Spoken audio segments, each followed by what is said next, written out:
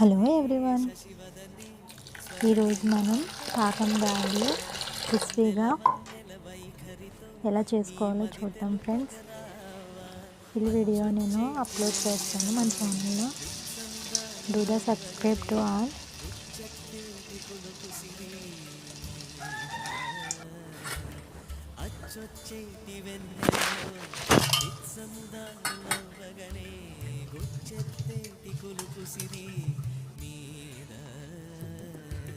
నవమదన నవమదన కలపకు కన్నుల మాట శ్వేతాశ్వముల వాహనుడ విడువకు మురిసే